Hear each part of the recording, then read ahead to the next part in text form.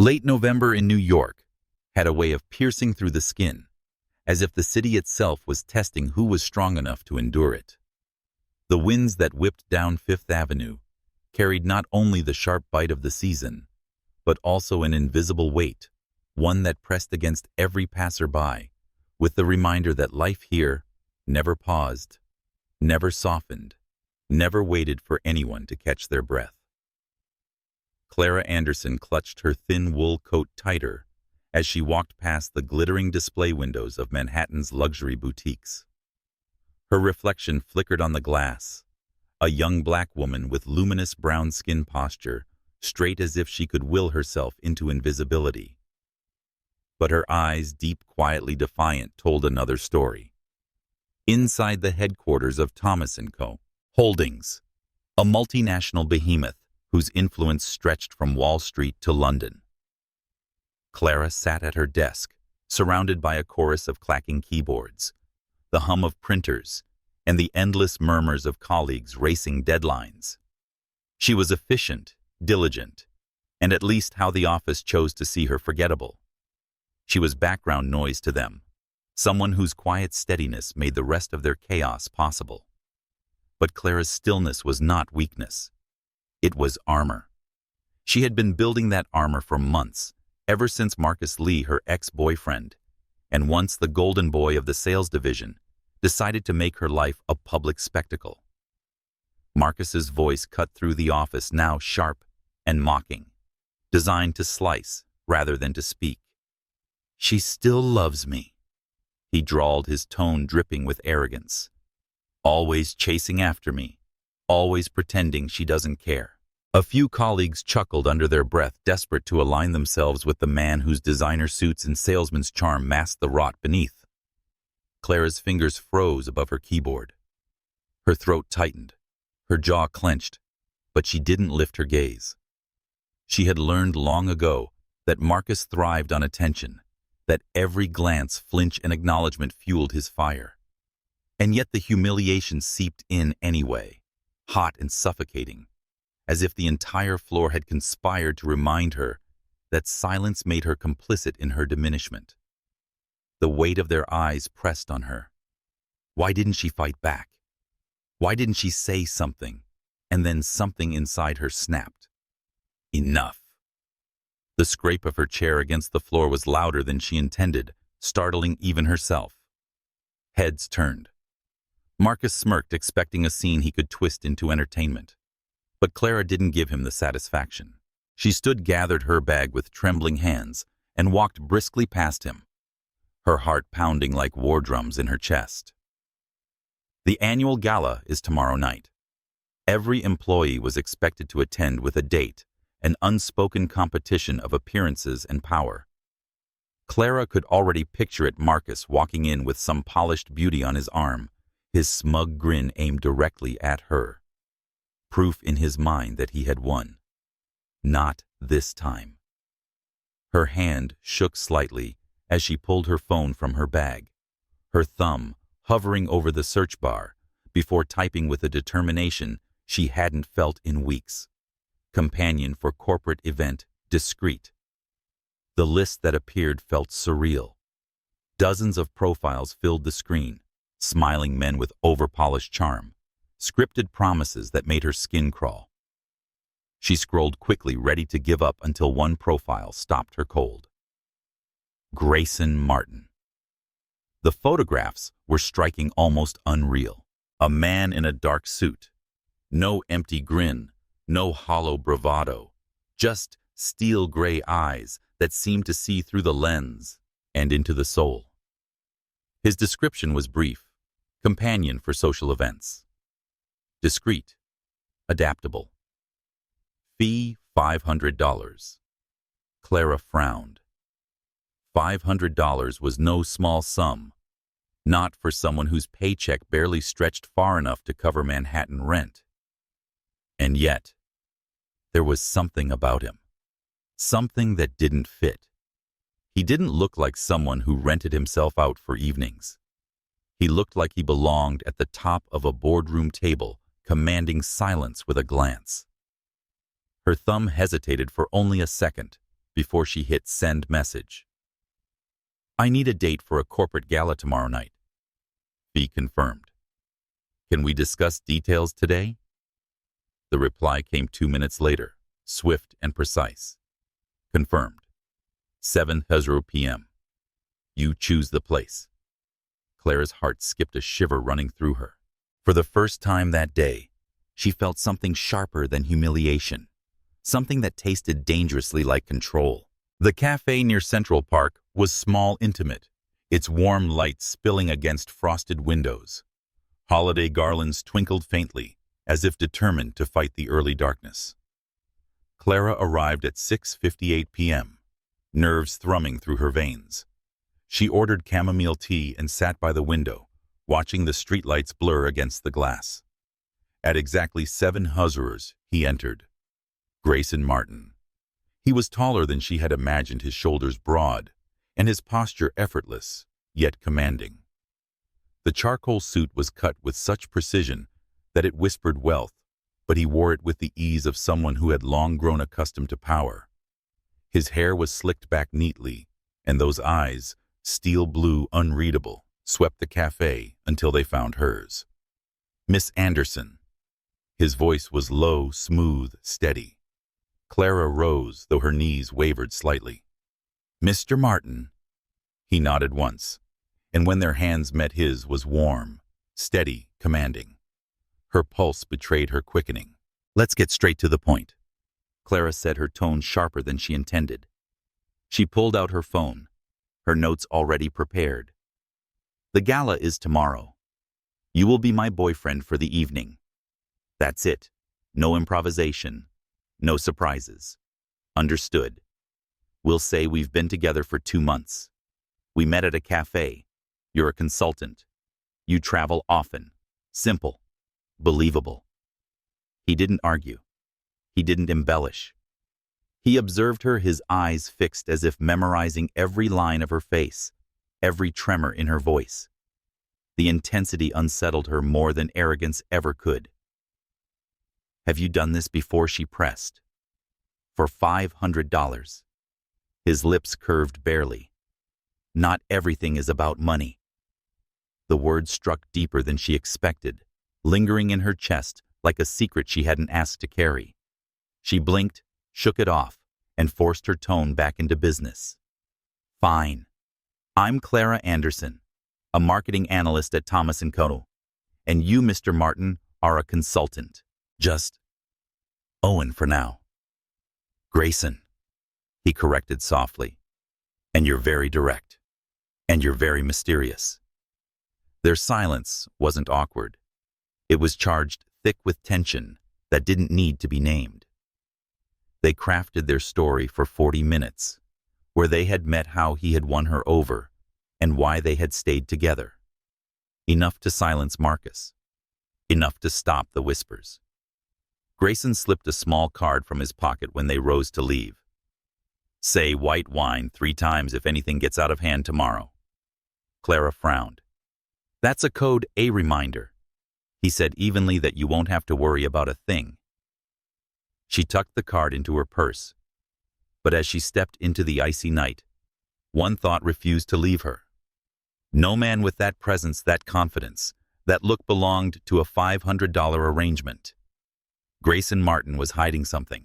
That night, Clara lay in her small apartment in Harlem, staring at the ceiling as the city's sirens wailed faintly in the distance. Sleep wouldn't come. Not with his voice echoing in her mind. Not everything is about money. Not with the image of those unreadable eyes still carved into her thoughts. She told herself this was only for one night, one performance. A shield to protect her dignity against Marcus's smug cruelty. But deep down, beneath the armor she had spent so long constructing, a dangerous curiosity stirred.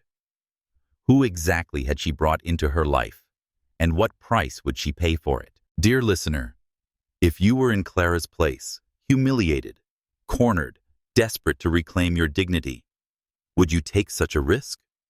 Would you pay $500 for one night of protection, not knowing who you were inviting into your world? Share your thoughts in the comments. I'd love to hear your perspective. If this story has already pulled you into Clara's world, don't forget to leave a like and follow the channel. Because trust me, this is only the beginning. When Clara walks into that glittering Manhattan ballroom tomorrow night, with Grayson Martin on her arm, everything will change, and you won't want to miss what comes next.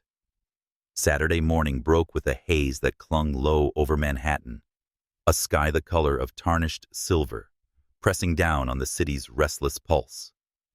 Clara Anderson rose earlier than usual, her nerves a taut string humming inside her chest. The gala wasn't until evening yet. Every thought, every movement, every breath already bent toward it. She brewed a pot of coffee in her tiny Harlem apartment, the aroma filling the small kitchen as she stood by the window. Down below, the street bustled with ordinary rhythms. Neighbors sweeping stoops, children kicking a ball between parked cars, a vendor setting up a cart of roasted chestnuts. The world moved on as if nothing extraordinary were coming. But for Clara, the hours ahead loomed like a stage waiting for its actors, its lights mercilessly bright. She could still see Grayson Martin sitting across from her at the cafe the night before. That impenetrable calm, the steady gaze that seemed to record and recall every word she said, unsettled her more than any arrogance ever had. He had agreed to every condition without hesitation, yet his presence had filled the space in ways she couldn't explain. She shook her head, as if the movement could scatter his image. It doesn't matter who he is. He's a shield. That's all. Her phone buzzed. Unknown number. Good morning, Clara. Before tonight, may I confirm a few details over lunch? The words were precise, polite, and commanding, suggesting the sender was not accustomed to waiting. She didn't need to ask who it was. Clara. Yes, same cafe as yesterday. 12:30. By the time she arrived 5 minutes early, he was already there. Grayson Martin sat at the same table by the window, sunlight filtering through the frosted glass to cut sharp lines across his features. He wore a navy blue shirt, sleeves rolled neatly at the cuffs, and the faintest half smile curved his lips when she approached. "You're punctual," she said, trying to steady her voice. "Always," he replied. It wasn't courtesy.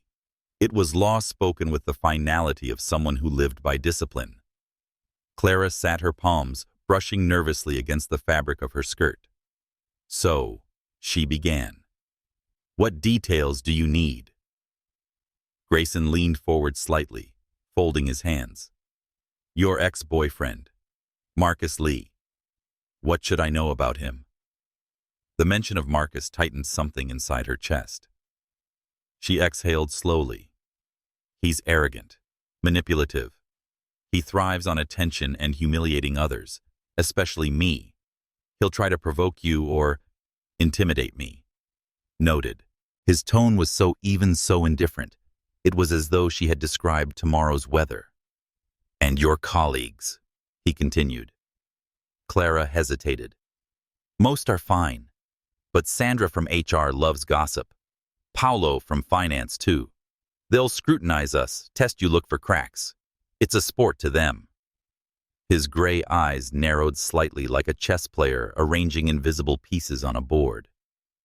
"And is your company, Thomas & Comey, multinational?" She frowned. "Why does that matter?"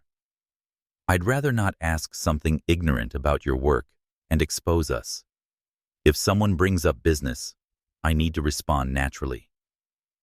It was logical, but the way he said it unsettled her again. He didn't sound like a man preparing for a role. He sounded like a man who had lived inside boardrooms, who already belonged to that world. Clara forced herself to brush it aside. She pulled out her phone, scrolling to her notes. Our love story. "We met 2 months ago at a cafe near Bryant Park. I dropped my laptop. You helped me. We talked for hours. You asked me to dinner. We've been together since. Believable. You're a freelance consultant. You travel often. That explains why no one at work has met you before. He tilted his head slightly. And how did I win you over? She blinked, caught off guard. She hadn't written that detail down. You remembered small things. You were thoughtful. And you didn't try to impress me with money. Something flickered across his expression, a spark of irony, perhaps amusement. Interesting choice. Why, she asked sharply. Because it's true, he said lightly, though the weight behind the words lingered. Clara's throat tightened. She looked away quickly, frustrated by the constant feeling that he was leading her somewhere she hadn't agreed to go. They rehearsed for nearly an hour, favorite wines, movie preferences, and small rituals of a fabricated relationship. Grayson absorbed everything with unnerving precision when she corrected him once. No, you prefer classic films, not action. He repeated it smoothly, committing it to memory as if it had always been fact. But it wasn't his memory that unsettled her. It was his knowledge. When she mentioned Thomas & Company's recent restructuring, he asked questions far too specific, as though he already knew its inner workings. Did you study business? She asked, suspicion threading her voice. A little of everything, he replied vaguely. She pressed. And before this? Companion work. What did you do? He sighed softly as if humoring her persistence. My full name is Grayson Martin, 32. I live in New York. Yes, I've worked in finance before. What kind of work? Investments. And now, he said, gaze steady. I do this occasionally as a hobby. Clara stared at him, incredulous. Is pretending to be someone's boyfriend your hobby? Corporate life? He murmured, almost to himself, is far more boring.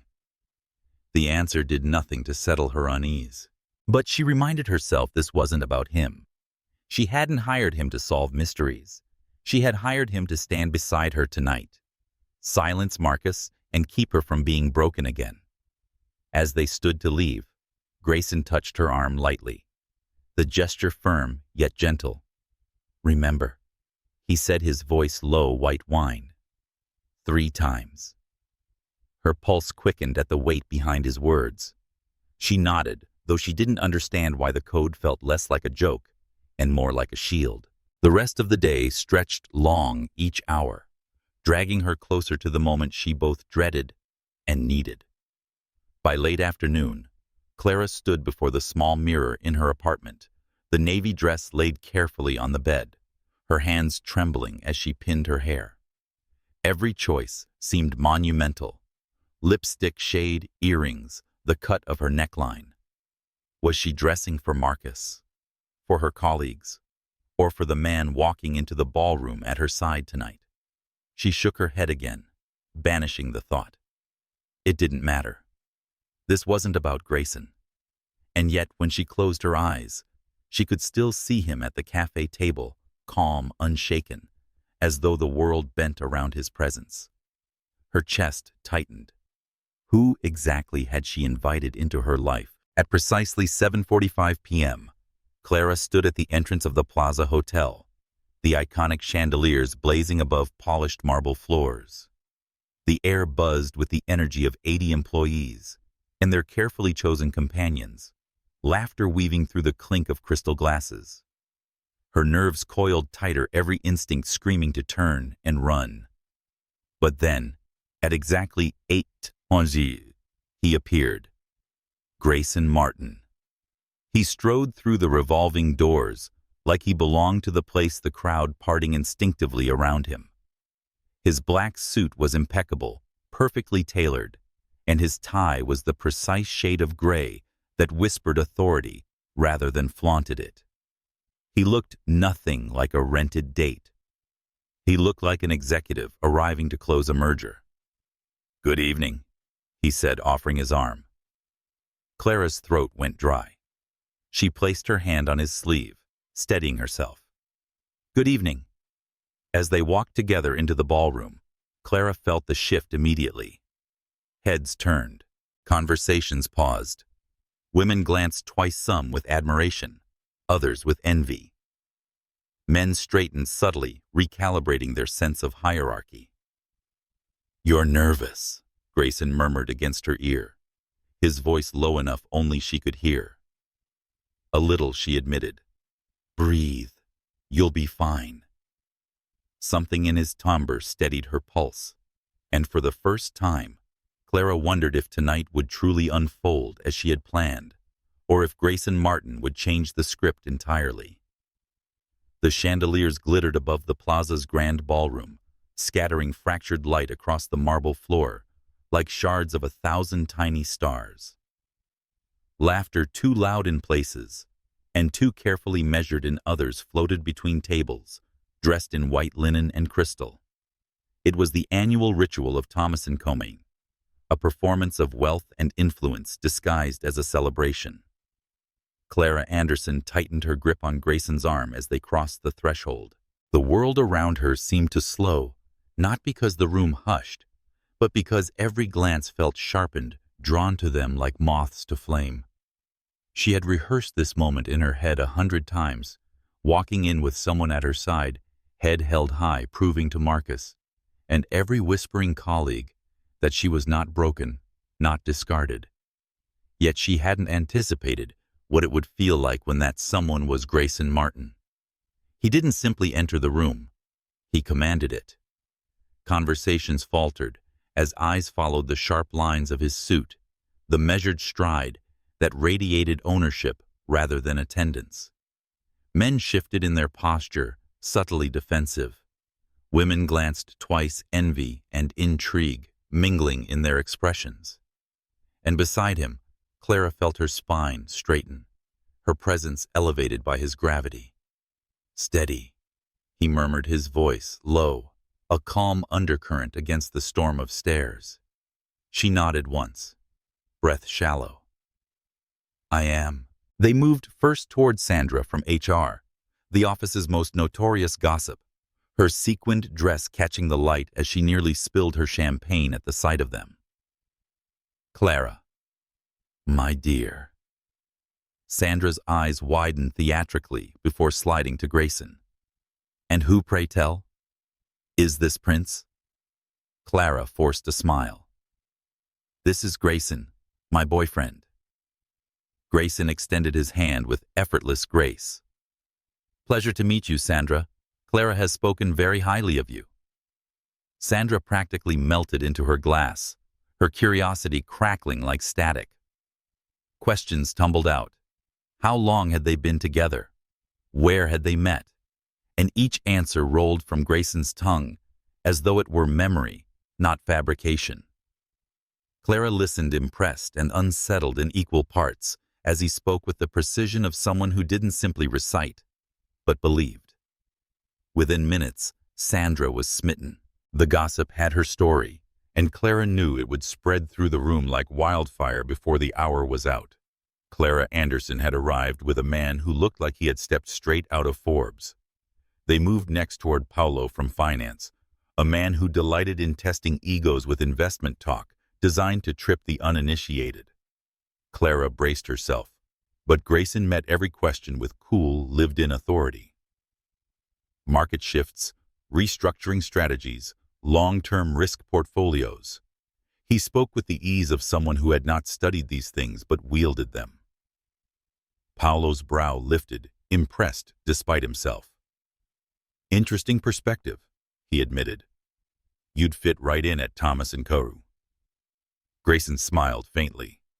"That's kind of you, but I prefer to keep my independence." Clara's suspicion deepened. She had seen Paulo dismantle seasoned professionals with his probing and gloating when others stumbled. Yet here he was, intrigued, even deferential. Grayson had not only passed the test, he had turned the examiner into an admirer. And all the while, Clara felt the ground shift beneath her. This was no hobbyist. This was no man simply playing a role. He belonged here more seamlessly than she did. The evening unfurled in shimmering fragments. Introductions, glasses raised, colleagues who once overlooked Clara now offering polite nods, tinged with curiosity. Yet through it all, She felt the weight of a gaze pressing against her back. Marcus. She knew without turning that he was watching, that his smug veneer so carefully cultivated had cracked the moment she walked in with Grayson at her side. Finally, after nearly an hour, he approached. Clara turned from a conversation with Sandra just as Marcus's voice slid into the space, smooth but brittle at the edges. Clara. She pivoted slowly, her heart tightening, her smile measured. Marcus. His eyes flicked to Grayson, narrowing before his lips curved into something that might have been a smile, if not for the tension in his jaw. And this must be Grayson, Clara said evenly, my boyfriend. The handshake that followed was tight, competitive, a silent duel. Marcus squeezed with too much force. Grayson returned the gesture with calm, steady pressure, his gaze unflinching. So Grayson Marcus said, his tone sharpening under the guise of politeness. What is it you do? Business consulting, Grayson replied without hesitation. And you? Sales, Marcus declared, puffing his chest slightly. Top performer here. Congratulations, Grayson said smoothly, with no irony in his voice. Clara nearly smiled. Marcus thrived on competition, on pulling others into the tug-of-war of egos. But Grayson gave him nothing, no resistance, weakness, or victory. His calm was a mirror that reflected Marcus's desperation at him. Marcus's smile thinned. He leaned closer to Clara. His words pitched low. Can I speak to you alone? Before she could answer, she felt Grayson's presence tighten subtly beside her. Not possessive, but protective. Anchoring. Clara replied coolly. You can tell me anything you must say in front of my boyfriend. Marcus's mask slipped, his jaw ticking. Clara, please. Just a minute. No. The word fell between them. Simple, firm, irrevocable. Around them, a few nearby colleagues had begun to watch, curiosity piqued. Marcus's eyes flicked to the silent audience before he forced a brittle smile. I just wanted to say, he muttered, I hope you're happy. Thank you, Clara replied, her tone flat, unyielding. He left shoulders stiff, his retreat carrying the weight of wounded pride.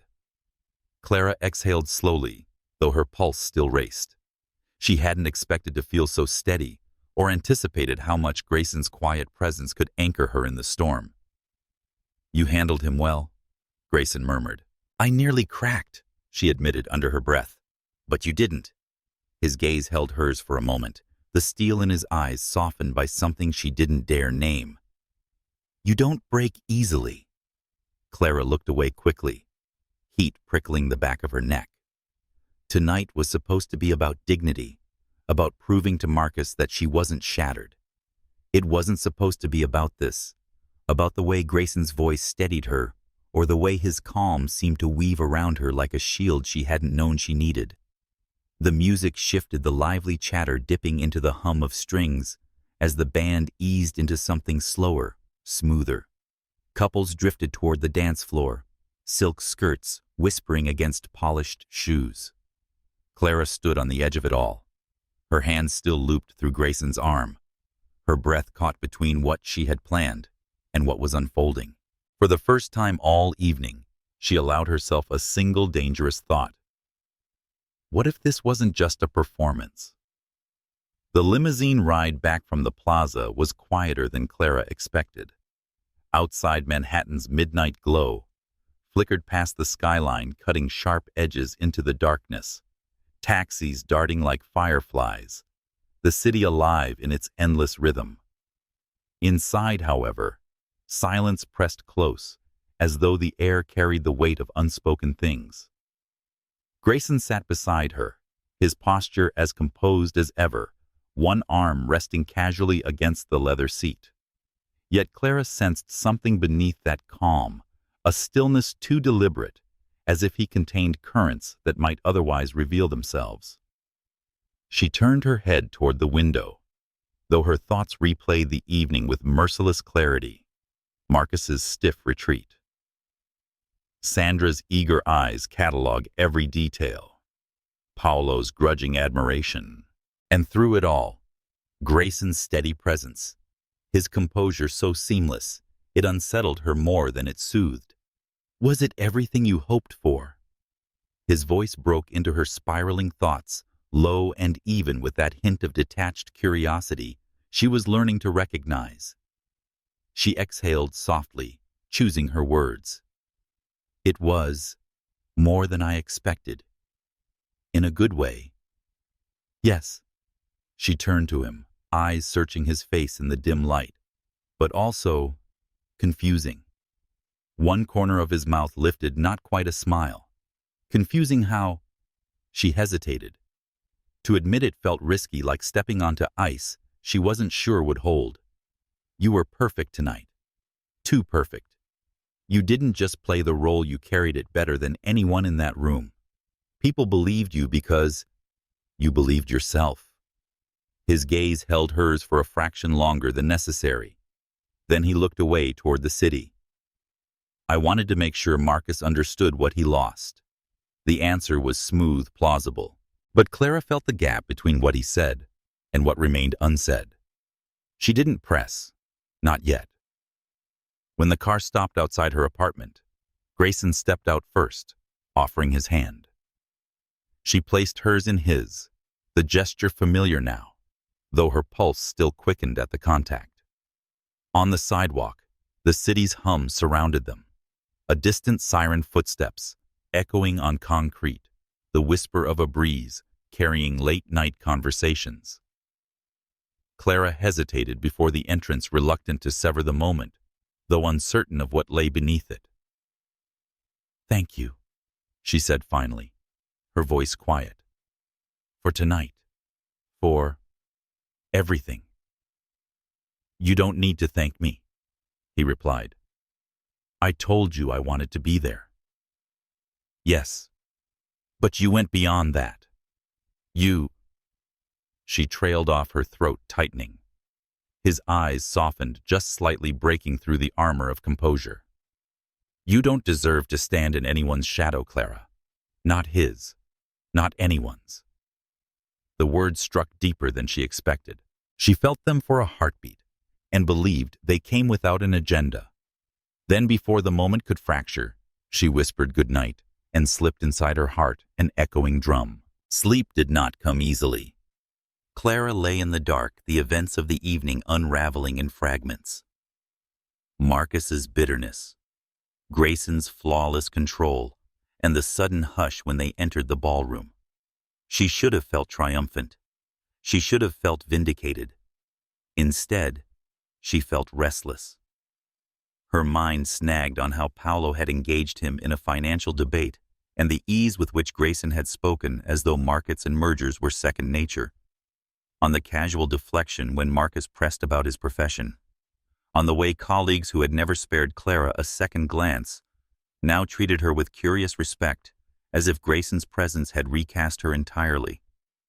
It was intoxicating and terrifying. She rolled onto her side, staring at the faint glow of city lights filtering through her curtains. Who exactly was Grayson Martin? She thought of the first time they met, his timing uncanny, his offer too convenient. At the time, desperation had blinded her to the oddities, but now doubt crept in with the shadows. By dawn, she had convinced herself of two truths. One, that Grayson had given her a victory she hadn't dared hope for. And two, that she needed to know the reality behind the mask. Days at the office unfolded differently after the gala. Clara noticed it almost immediately, the way people greeted her now, not with the faint dismissiveness that had once been second nature, but with measured politeness, tinged with curiosity. Whispers trailed her in hallways. Sandra, unable to contain herself, had already told anyone who would listen about Clara's mysterious, impossibly charming boyfriend. Even Marcus, though he kept his distance, seemed altered. The smugness that had once defined him was dimmed, replaced by something tighter, more guarded. When their eyes met across the office floor, His gaze no longer held the careless confidence of someone who believed her beneath him. Instead, it carried the wary resentment of someone who had lost control of the narrative. It should have felt like vindication. Instead, Clara felt a growing unease. That evening, as she returned home, she found herself scrolling through her phone, her fingers lingering over the search bar. Grayson Martin. She typed it once, then deleted it. Typed again, hesitated. What was she even looking for? Proof of what she sensed, that he wasn't who he claimed, or reassurance that he was, before she could decide a message appeared on her screen. Grayson, dinner tomorrow. Her breath caught. The simplicity of it was disarming. No flourish, no presumption, just a question. She typed back, yes. The restaurant was quiet, understated, the kind of place chosen by someone who didn't need to impress with grandeur. Soft lighting fell across dark wood, the air humming with muted conversation. Clara sat across from him, the flicker of a candle between them.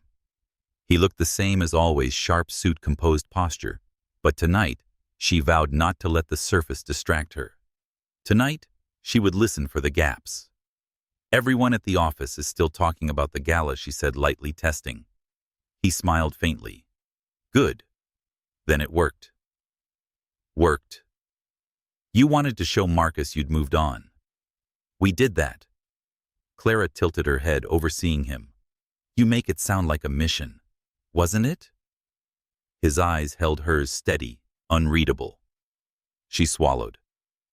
For me, maybe. But what about you?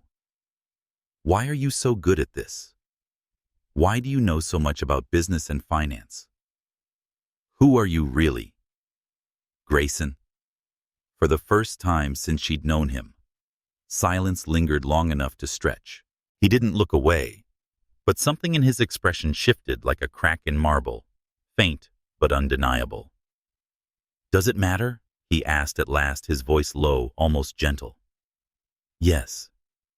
Her answer was immediate, firm. It matters because I don't know if I can trust you otherwise. Another pause. Then he leaned back slightly, his gaze shadowed. You can trust me, Clara. More than you trust anyone else in that office. More than Marcus. That's all you need to know right now. The words should have reassured her. Instead, they left her breathless with uncertainty. She forced a small smile, though her heart raced. Then I'll have to take your word for it. But as they left the restaurant, his hand brushed against hers, and the city lights blurred around them. Clara knew the truth was not so easily contained. Somewhere between the roles they played and the moments that felt too real, a question had taken root, one she could no longer ignore. What if Grayson wasn't just her shield against Marcus? What if he was something far more dangerous? To her pride, heart, and the fragile walls she had built around them both. The days that followed should have been golden. Clara had reclaimed her pride, silenced Marcus's whispers, and begun walking through the office with a quiet strength she hadn't felt in years. Yet the victory tasted sharper than it should, as if sweetness carried the edge of something bitter. And that edge was Grayson. She replayed his words from the restaurant like a scratched record. You can trust me. That's all you need to know right now. It was the correct answer, the safe one, the kind any sensible woman would accept. But Clara had never been simply sensible. She had always needed truth, complete, unvarnished, even when it hurt. One evening her phone buzzed as she sifted through her bag for her keys. Grayson, I'll pick you up tomorrow. There's a place I want to show you. Her pulse quickened. He didn't say where. He didn't explain. But then again, he rarely did. The next evening, he arrived not in the sleek limousine she had grown accustomed to, but in a charcoal gray sedan that blended easily into the Manhattan traffic. Clara raised an eyebrow as she slid into the passenger seat. No driver tonight, she asked. He said, eyes fixed on the road, not where we're going. They drove silently, weaving out of the city's glittering core. Clara watched the skyline recede, replaced by quieter streets, then bridges, stretches of road lined with trees heavy under the dim glow of street lamps. It felt like crossing invisible thresholds, leaving behind the stage, stepping into some place less defined. Finally, the car turned onto a narrow, winding drive, flanked by tall iron gates. They opened automatically, as though waiting only for him. Clara's breath caught as the silhouette of a house appeared at the crest of the hill. Not a home and estate. Stone walls rose into the night, sprawling and elegant, the kind of architecture that whispered old money. Manicured hedges lined the path. Fountains gleamed faintly in the moonlight. The air seemed thicker, stiller, as if they had entirely stepped into another world. "Grayson!" Her voice was barely above a whisper. "Where are we?" He parked the car before the grand steps cut the engine, and for a long moment said nothing. Then turning to her, his expression softened. Somewhere private. That was all. He stepped out, walked around to open her door, and led her up the steps as though it were the most natural thing in the world. Clara followed her heels, clicking against the stone, her heart rattling with questions she could not yet voice. Inside the house, unfolded in silence. High ceilings arched overhead chandeliers catching the faintest light. Portraits lined the walls, their painted eyes following as they passed. But what struck Clara most was the atmosphere.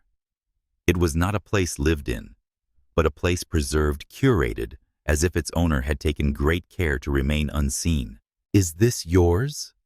she asked finally, her voice betraying both awe and suspicion. He glanced at her, a flicker of hesitation crossing his features before he answered. "Yes." Her lips parted. She wanted to demand explanations and unravel every hidden thread in the grand foyer. But the weight of the house pressed against her urging patience, whispering that truth revealed too quickly might shatter their fragile trust. Instead, she said only, "It doesn't look like you live here." "I don't," he admitted. "Not often. It's complicated." They moved through the rooms, a library lined with shelves that stretched toward the ceiling. A study with a desk of polished mahogany, its surface immaculate. A sitting room where not a cushion was out of place. It was all pristine, untouched, as though time had been paused here. At last they entered a smaller room, almost modest compared to the others. A fire crackled in the hearth, its warmth softening the edges of the grandeur. Grayson gestured for her to sit. For a while they said nothing. The silence was not uncomfortable. It was taut, humming with the weight of things left unsaid. Finally, Clara asked, "Why did you bring me here?" He studied her across the firelight, his eyes shadowed. "Because I wanted you to see that there are parts of me I don't show everyone, that I trust you with them." Her breath hitched, torn between belief and suspicion. Trust. The word felt heavier than any jewel, rarer than any diamond. Yet she couldn't ignore the unease prickling at her skin, the sense that he had shown her just enough to keep her guessing. Later, when he walked her to the door, she lingered. "Grayson, are you ever going to tell me who you are?" He paused, one hand resting against the doorframe.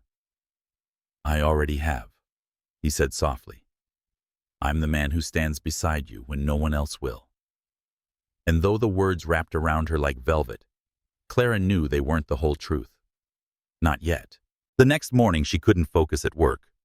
Numbers blurred on her screen, and emails went unanswered.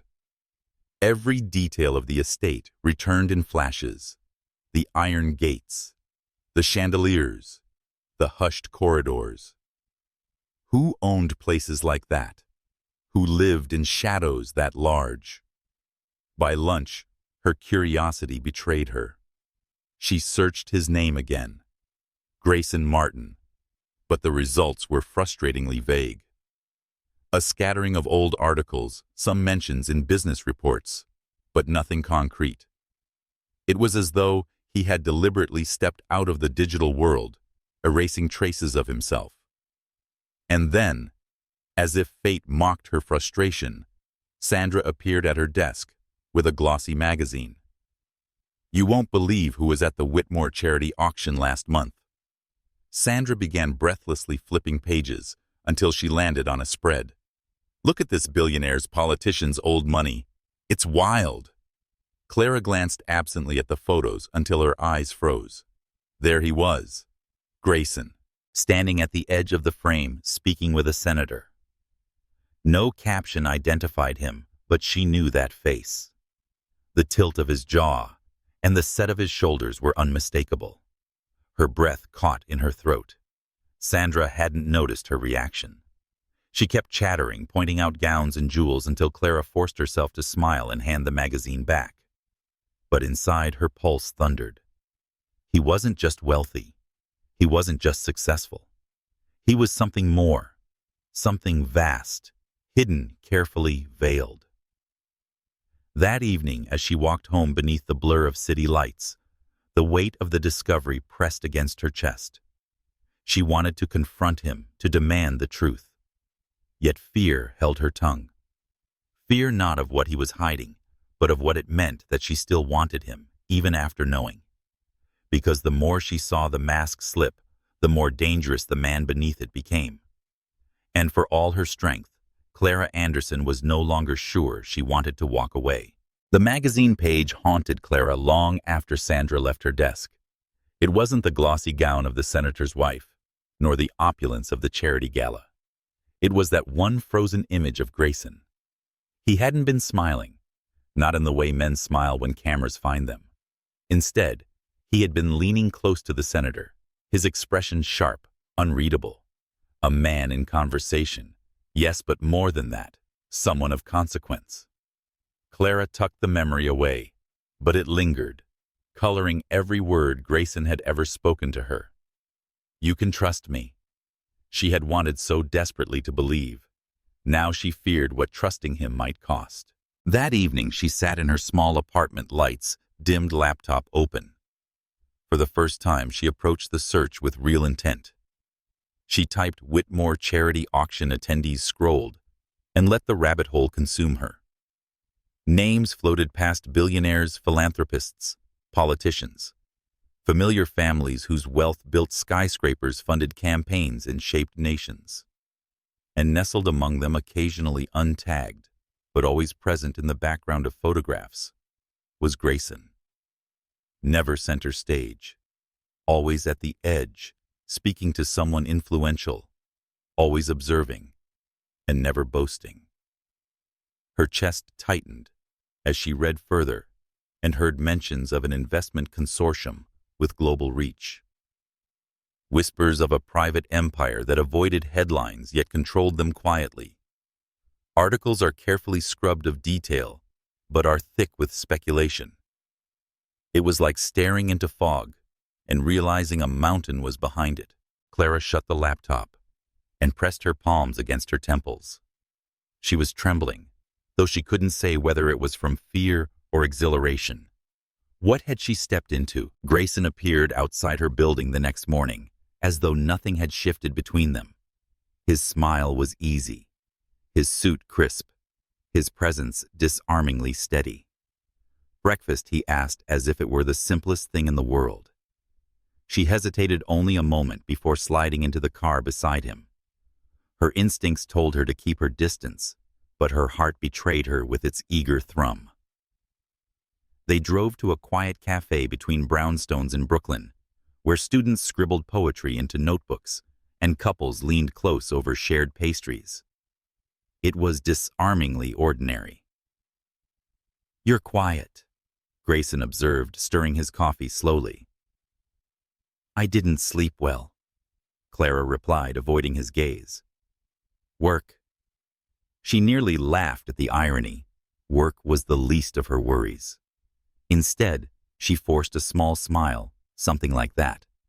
But as the conversation drifted towards safer topics, the weather, a book she was reading, her eyes caught on the watch around his wrist. Gold understated, but unmistakably rare. She had once seen it in a luxury catalog priced higher than her annual salary. The world she had glimpsed in that magazine photo seemed to bleed into the present, refusing to stay hidden.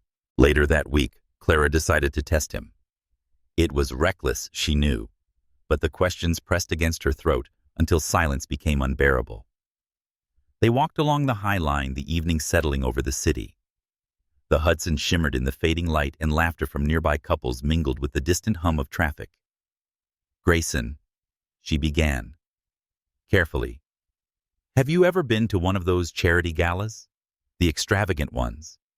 He glanced at her, his pace slowing. "Why do you ask curiosity?" she said lightly, though her heart thundered. "They always look so surreal in magazines. I wonder what kind of people go to them." For a moment she thought he might evade, but then, almost imperceptibly, a corner of his mouth lifted. "The kind of people who want to be seen giving more than they offer. And you?" She pressed eyes, searching his face. "Would you ever go?" He stopped walking, turning to her fully. The sunset cast his features in shades of fire and shadow. "Yes," he said. "I've been." Her breath caught. "But not because I enjoy them," he continued. "I go because sometimes you can't influence a world from outside the room. Sometimes you have to step into it." The words chilled her. They confirmed more than he realized, peeling back another layer of his guarded truth. Yet he spoke them with such matter-of-fact certainty that it was impossible not to believe him. Clara forced herself to nod to resume walking, though her mind reeled. That night, she dreamed of masks. Rows of people in gilded halls, faces, hidden voices murmuring deals that shaped lives. And among them always was Grayson, half in shadow, watching her with eyes that burned through the disguise. She woke, gasping. Her sheets tangled, her heart aching with confusion. The following weekend, her chance to glimpse deeper came unexpectedly. Grayson invited her to dinner, but he drove her toward the Upper East Side instead of a restaurant. The streets narrowed into silence, lined with townhouses whose windows glowed like jewels. At the end of the block stood one taller than the rest. Its facade dignified, its ironwork delicate yet strong. Inside, Clara expected more grandeur, but what struck her was the life here. Books half open on a coffee table, a jacket carelessly draped over a chair, a piano with sheets of music stacked haphazardly on top. This wasn't the untouched estate she had seen before. This was lived in. "Yours?" she asked, though she already knew the answer. "Yes," he replied. "One of them." The phrase lodged in her chest. One of them. How many homes did one man need? How many secrets?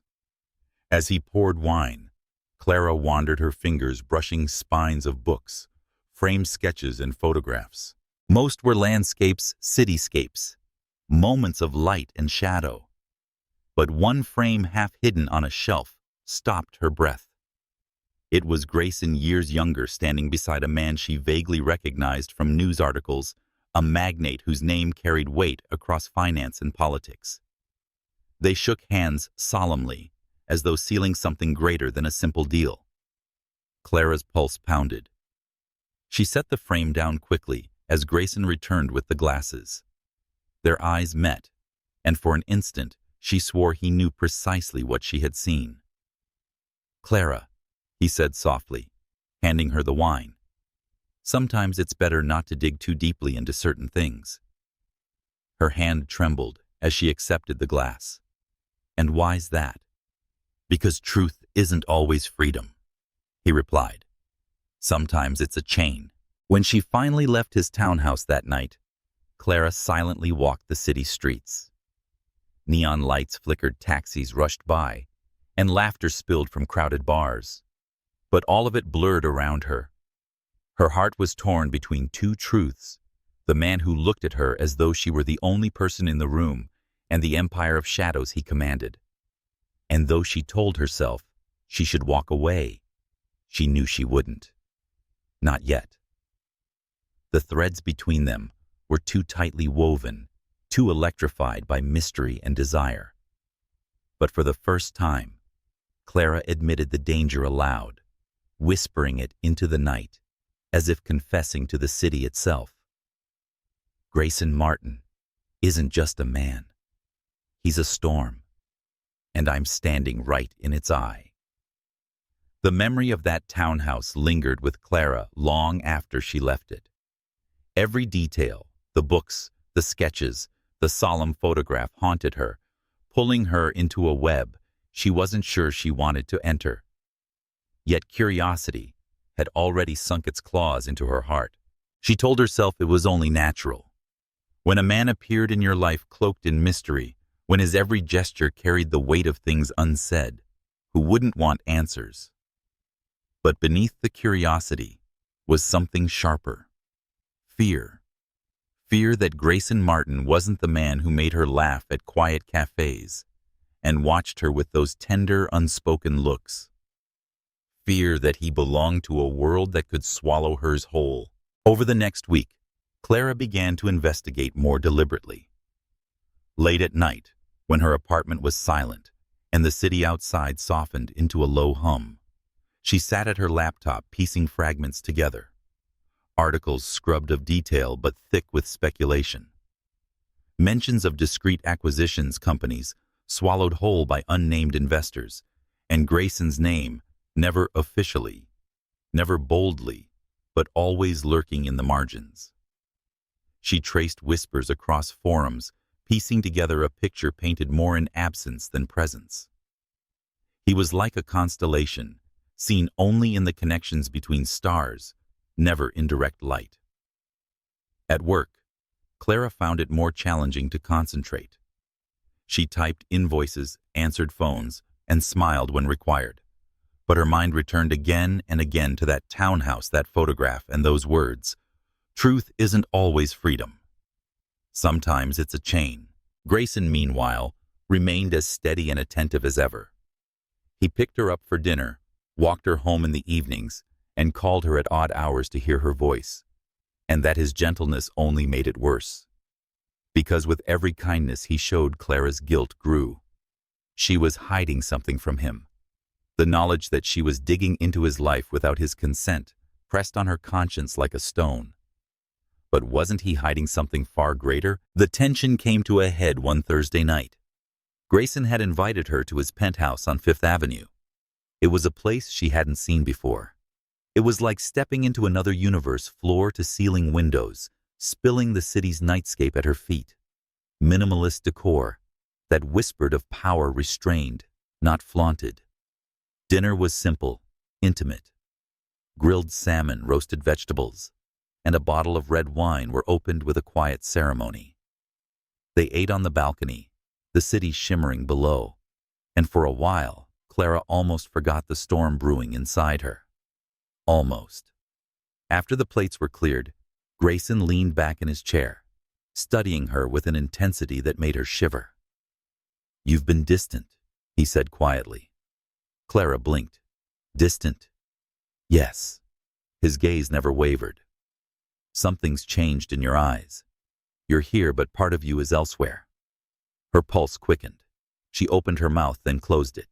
For a moment, she considered deflecting, offering some half-truth about work stress or sleepless nights. But his eyes, sharp, searching, made evasion impossible. She hesitated, her voice catching. "I don't know if I know you, Grayson." Silence hung between them. The hum of the city below filled the gap, relentless and indifferent. Finally he spoke, his voice low. "What do you mean by that?" "I mean..." Her words rushed out now, as if once begun, they could no longer be contained. "You appear out of nowhere. You never talk about your past work, or why someone like you would notice someone like me. And then I see glimpses." She faltered, thinking of the photograph. The watch, the gala whispers, glimpses of a man who lives in a world so far from mine, it feels unreal. His jaw tightened. "So you've been looking?" It wasn't a question. It was an accusation. Clara froze. Her silence was answer enough. Grayson's expression hardened. though his eyes betrayed something deeper hurt, perhaps buried beneath the steel. "Do you think I don't notice? The way you study me when you think I'm not watching? There is hesitation in your voice when you ask about my life. You've been digging, Clara." Shame flared hot in her chest. "Because you leave me no choice," she burst out. "You live in shadows, Grayson. You expect me to trust you unquestioningly, but how can I trust you when you won't tell me who you are?" The air between them crackled. For a long moment neither spoke. Then, with a measured calm that only made her tremble more, he said, "I am who I am with you. Isn't that enough?" Her eyes stung. "No," she whispered, "not anymore." Grayson rose from his chair, pacing to the edge of the balcony. His silhouette cut against the city's glow, tall and solitary. "You think knowing everything will make you safe?" he said finally. "But the truth doesn't work like that. Sometimes the more you know, the more danger you invite." "Danger?" Clara's voice wavered. "What kind of danger are we talking about?" He turned, then his eyes dark, with something fierce and unspoken. "The kind that doesn't just touch you, Clara. The kind that consumes." Her breath caught fear and fascination, twisting together inside her. "I never wanted to drag you into that." Grayson continued, softer now, almost pleading. "With you, I wanted something different, something untouched by the shadows I walk in." For the first time, Clara saw the fracture in his armor. Beneath the calm and control was a man weary of battles fought in silence, desperate for a refuge he could never reasonably claim.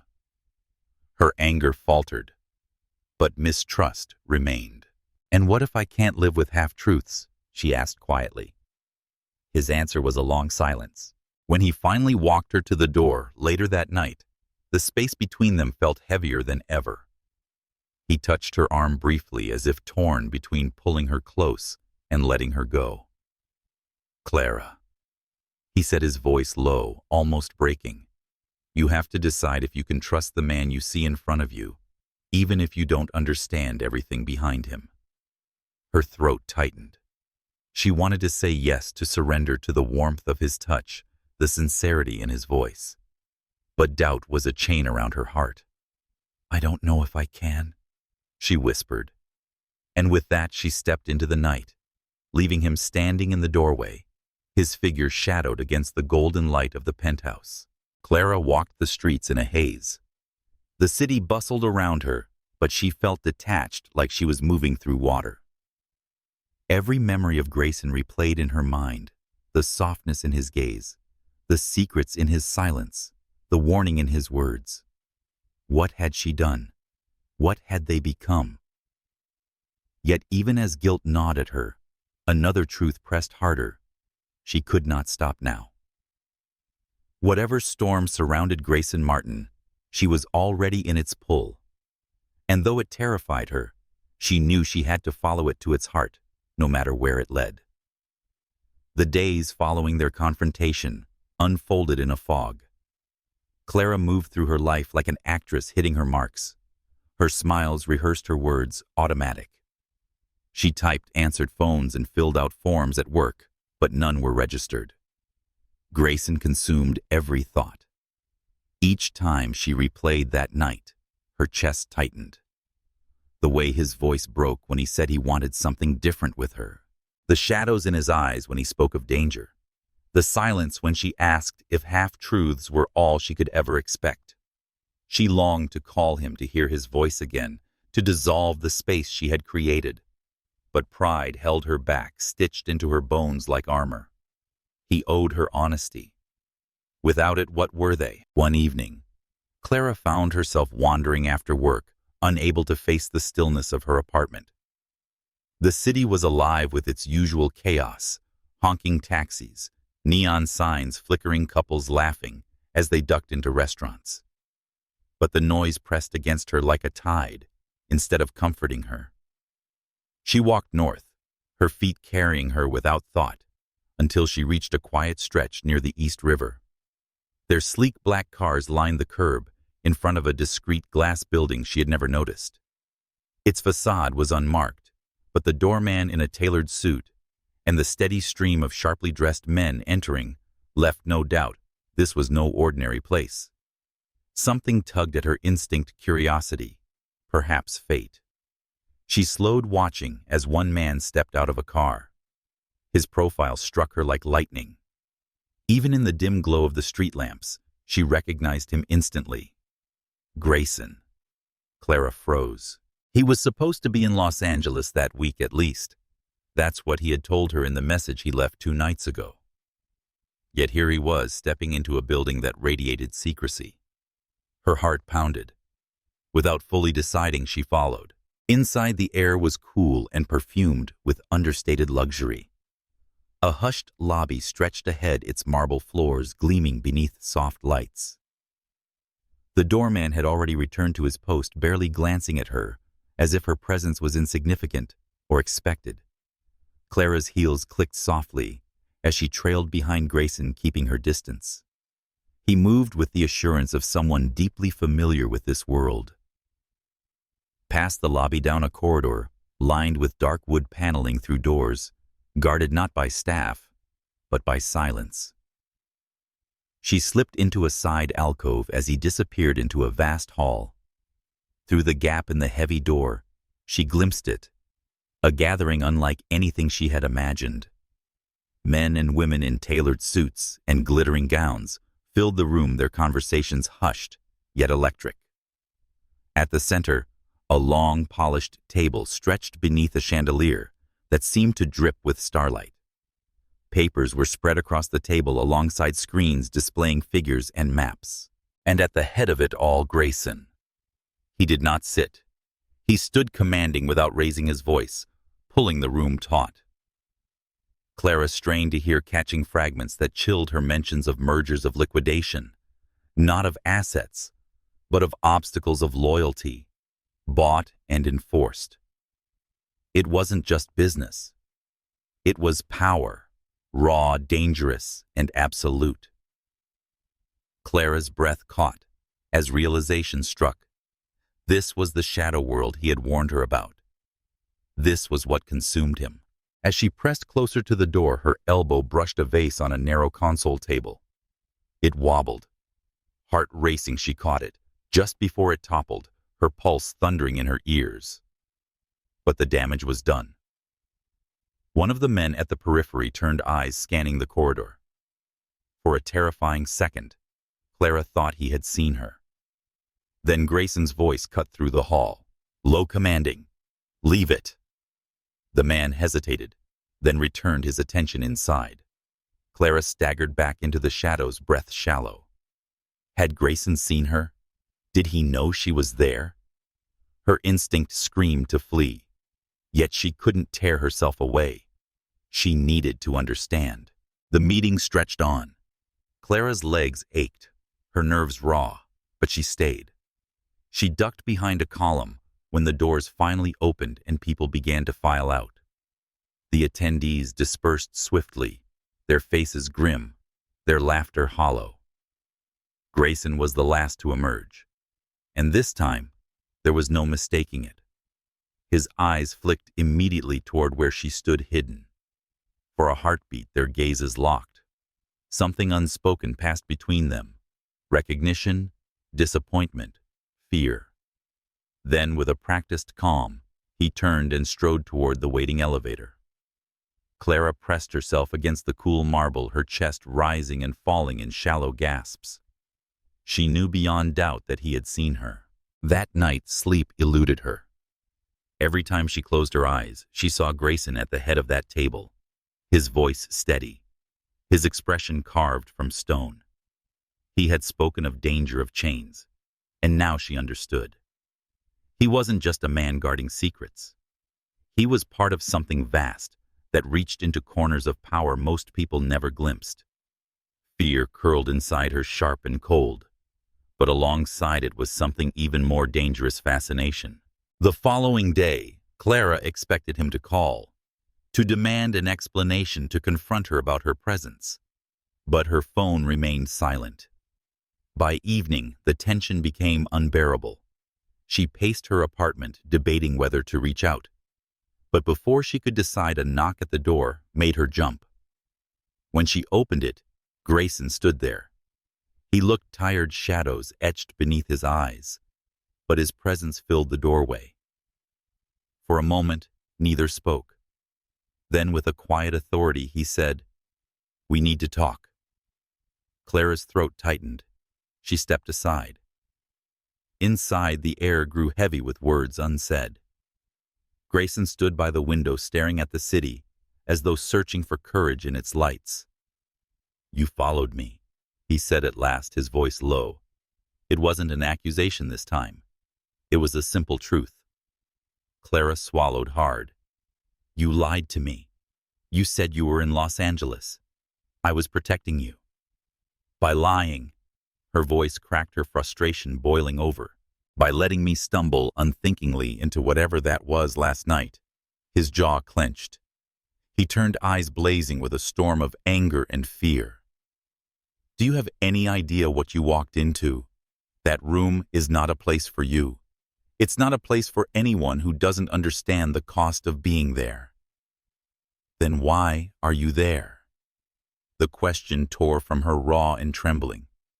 For the first time, his composure fractured. Pain flickered across his face, quickly buried, but not before she saw it. "Because some chains," he whispered, "aren't meant to be broken." The silence that followed was unbearable. Clara wanted to reach for him, to bridge the chasm growing wider with every truth revealed, but fear held her still. She realized then that loving Grayson Martin meant stepping into a world where love was not enough to shield her, a world where every glance over her shoulder might reveal shadows closing in. And yet, her heart refused to let go. After that night's confrontation, the silence between them lingered like a storm cloud. Clara carried it with her, a heaviness in her chest that no amount of routine could dissolve. At work, she answered calls, filed papers, forced herself to smile at colleagues, but her mind was elsewhere, caught in the memory of Grayson's words. "Some chains aren't meant to be broken." It haunted her, not because of the resignation in his tone, but because of the longing beneath it. He wanted freedom. He wanted her. But something vast and unseen tethered him, and she had glimpsed just enough of it to understand the cost. That evening, as she locked up her apartment, Clara noticed the odd stillness on her street. Usually alive with neighbors returning from work, children running up stairwells, the hum of traffic. It now felt muffled, as though the city was holding its breath. She descended the stoop, keys jangling in her hand, when movement caught her eye. A man stood across the street. Not a neighbor, not someone she recognized. His suit was too sharp for this block, his gaze fixed not on the street, but directly on her. Her pulse quickened. Without breaking eye contact, he raised a phone to his ear. Seconds later, a black car rolled slowly to the curb behind him. Every instinct screamed at Clara to retreat, but pride forced her forward. She squared her shoulders and walked her heels, striking the pavement with deliberate rhythm. Yet with every step, her skin prickled with the sensation of being watched. The car's engine had roared to life when she reached the corner. It followed. Clara's breath grew shallow. She quickened her pace, weaving through the streets she knew so well, but the car trailed her like a shadow. Panic surged. She darted into an alley, her shoes slipping on the damp concrete. The alley was narrow, boxed in by brick walls that smelled of iron and rain. At the far end, another figure stepped into view. Tall, broad-shouldered, his silhouette blocked the faint glow of the streetlight behind him. Trapped. Ms. Anderson. His voice was smooth, almost polite, but laced with menace. "You shouldn't have been at the hall." Her throat tightened. How did they know? How much had they seen? The man stepped closer, and though his expression was calm, there was no mistaking the intent in his eyes. "Curiosity," he said softly, "can be dangerous for you, for the people you care about." Clara's mind raced. Grayson. Were they watching him too? Was she nothing more than leverage? Before she could answer, tires screeching against asphalt split the night. Headlights blazed at the mouth of the alley. A sleek black car roared forward, stopping inches from the suited man. The passenger door flew open. Clara get in Grayson's voice. Adrenaline surged. Clara sprinted, stumbling toward the car. The suited man lunged, fingers grazing her arm, but she tore free and dove inside. The door slammed shut and the car shot backward from the alley with terrifying speed. Her chest heaved as the city blurred past. Grayson gripped the wheel, his jaw taut, his knuckles white against the leather. What were you thinking?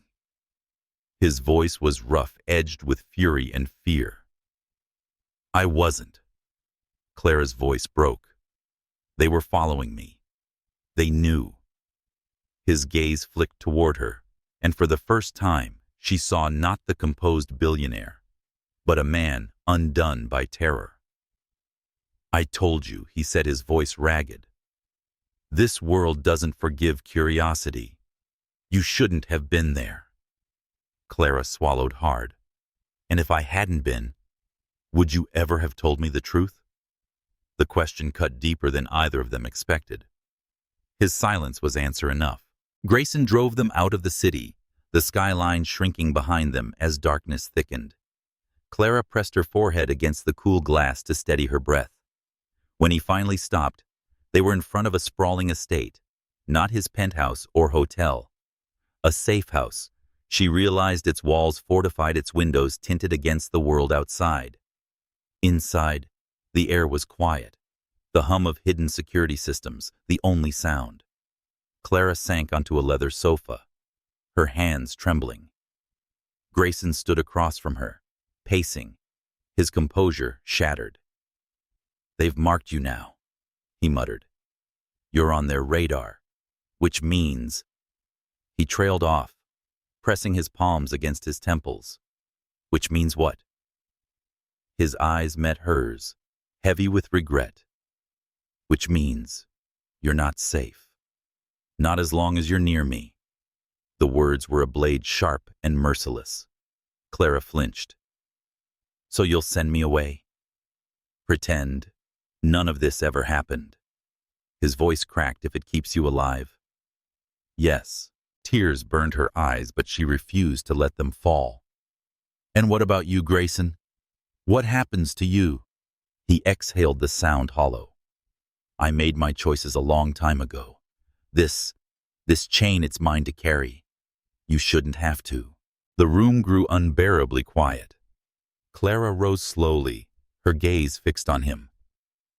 Do you even hear yourself? She whispered. You ask me to walk away when you've already pulled me into this. When you've already... Her voice faltered. When you've already made me love you. The words hung between them like a fragile truth impossible to take back. Grayson froze. His eyes softened, the storm within them breaking for just a moment. He stepped closer, then stopped, afraid his touch would burn her. You shouldn't, he said hoarsely. You shouldn't love a man like me. Clara lifted her chin. And yet I do. The weight of her confession settled into the air. Grayson's defenses crumbled, if only for an instant. He closed the distance, his hand brushing her cheek with a tenderness that contradicted every shadow surrounding him. For the first time, Clara saw the man beneath the armor. Not the billionaire, not the figure commanding dark rooms of power, but the boy who had once dreamed of a different life, a freer life. He admitted, I don't know how to protect you from this, his voice breaking. But I can't let them touch you. Clara leaned into his hand, her trembling fingers covering his. Then don't push me away. Don't decide for me what risks I can bear. Let me choose what to do with it if I'm in danger because of you. Grayson stared at her, torn between duty, desire, fear, and hope. Then, with a quiet surrender, he pulled her into his arms. The embrace was fierce, desperate, as though he was holding on to something he feared would be torn from him. Clara buried her face against his chest. tears finally spilling, but they weren't only from fear. They were from relief, from the truth finally laid bare between them. That night, in the quiet of the safe house, Clara lay awake beside him. The room's shadows pressed in reminders that their world was not built on safety. But for the first time, she didn't feel alone. Grayson slept fitfully, his arm draped over her, as though guarding her even in his dreams. Clara studied his face, the lines of tension etched deep, the weight he carried even in slumber. She knew the danger had just begun, that the men who followed her would not stop, that his enemies were powerful enough to erase lives without consequence. But she also knew this: she would not walk away. Not now. Not when her heart had bound itself to his chains, or no chains. And perhaps she thought staring into the dark, love itself might be the only force strong enough to break the chains he believed unbreakable. The morning broke cold. The cold that felt sharper than glass seeped beneath doors and whispered against the skin.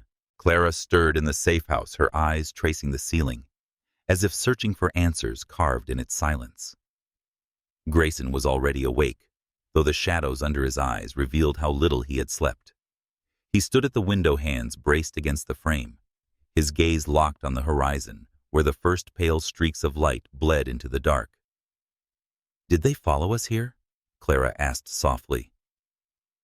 "No," he replied without turning. His voice was steady, but its steel was fragile, stretched thin. "But they will. Sooner or later, they always do." Clara rose, wrapping a blanket around her shoulders, watching him. He looked like a man carved from contradictions, power and weariness, hope and despair. And beneath it all, she saw the boy who had once longed for a life not dictated by shadows. "You can't keep living like this," she whispered. His laugh was hollow, a sharp echo in the quiet. "Living, Clara. This isn't living. This is surviving." She crossed the room, resting a hand against his back. "Then let's stop surviving. Let's fight." The word fight hung in the air like a spark, dangerous and luminous. Grayson finally turned to her, his expression raw. "You don't understand. Fighting them isn't like fighting a rival company or outsmarting investors. They don't play by the rules. They burn the rules. And if we resist," his jaw tightened, "they'll destroy you." Clara lifted her chin, refusing to flinch. "They already tried. And yet I'm still here." That day stretched endlessly. Grayson's security team reinforced the estate cameras and alarms embedded into every corner. But Clara knew safety was only an illusion. The men who had cornered her in that alley weren't ordinary threats. They carried the weight of an unseen empire, a network woven through boardrooms and backstreets. But what unsettled her most wasn't the threat. It was Grayson's silence. He drifted through the house like a ghost. His words clipped his eyes, haunted. Finally, Clara couldn't bear it. She found him in the library, sitting in an armchair with a glass of scotch untouched on the table beside him. "Talk to me," she demanded. He looked up, startled by the force in her voice. "Grayson, you're trying to shield me, but I'm already inside this storm. You can't lock me out now. Tell me the truth." His shoulders sagged, as though the weight pressing on him had finally become unbearable. He gestured for her to sit, and the walls around him cracked for the first time. "My family built their fortune in ways no one dares speak of. Old money debts, favors traded in back rooms that turned into chains. When I inherited the empire, I thought I could clean it and turn darkness into something better. But by then it was too late. Every deal, every contract, it was all rooted in them, the Brotherhood." Clara shivered at the name. "If I refuse them," Grayson continued, "they dismantle everything, not just my empire, my life, and now yours." She reached for his hand, intertwining her fingers with his. Then dismantle it yourself. Let it all burn, if it means you can be free. His eyes darkened. You don't understand what that would cost. I do. Clara's voice trembled, but her resolve was unshaken. It would cost money, power, and reputation. But Grayson, none of that matters if it means losing yourself or losing us. Night fell heavy and fast, like the world conspired to close around them. Clara lay awake, every sound amplified, the hum of the alarms, the whisper of wind against the glass, the restless shift of Grayson beside her. When the crash came, it was like lightning tearing through silence. The estate's security lights blazed, alarms screaming. Grayson was on his feet, instantly pulling Clara behind him. "They found us!" he hissed. The corridors were filled with the thunder of boots. The Brotherhood's swift and merciless men poured through reinforced doors, as if they were paper. Grayson grabbed Clara's hand, dragging her down a hidden passage that opened behind a bookshelf. The passage was narrow, the air stale, but Clara didn't falter. Her heartbeat thundered, yet her grip on Grayson never loosened. At the end of the passage, a steel door led them outside into the bitter night. The estate burned behind them, flames clawing at the sky like an omen. Clara gasped. "Everything." Grayson turned to her, his expression caught between devastation and defiance. "Let it burn." They fled into the city, hiding in its veins, the neon lights and crowded streets, swallowing them whole. Grayson was stripped of all shields for the first time. No bodyguards, penthouses, no empire. Just a man with nothing left but the woman who had refused to abandon him. Clara pressed her forehead to his in the stillness of a rundown motel room. "This is what freedom looks like," she whispered. "It looks like ruin," he said bitterly. "No." Her voice was fierce. "It looks like a choice." And in that moment, choice was all they had. At dawn, Grayson made his decision. He called his lawyer's board and every figure tied to his empire. With Clara at his side, he announced his resignation, divestment, and refusal to let the Brotherhood dictate another second of his life. The backlash was immediate. Headlines screamed of betrayal.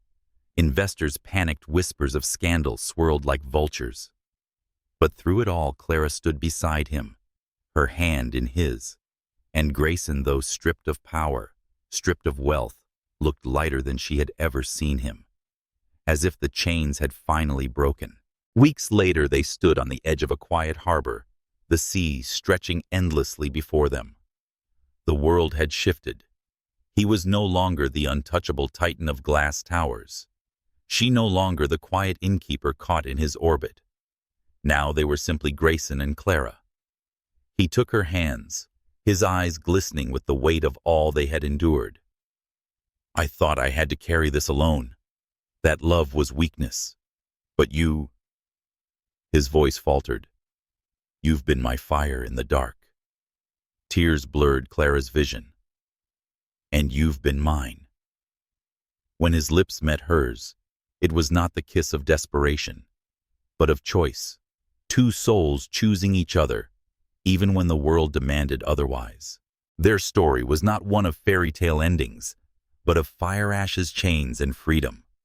And that made it all the more real. For love, Clara realized, was not about perfection or safety. It was about standing together, even when the ground trembled beneath their feet. And so, as the sun rose above the horizon, painting the sea in gold, Clara and Grayson chose each other again and again for as long as they could. Let your heart speak if you've walked with Grayson and Clara through every shadow flame and fragile moment of love. Like a comment, or even a simple follow, means more than numbers. It's a way of saying their story reached you and mattered.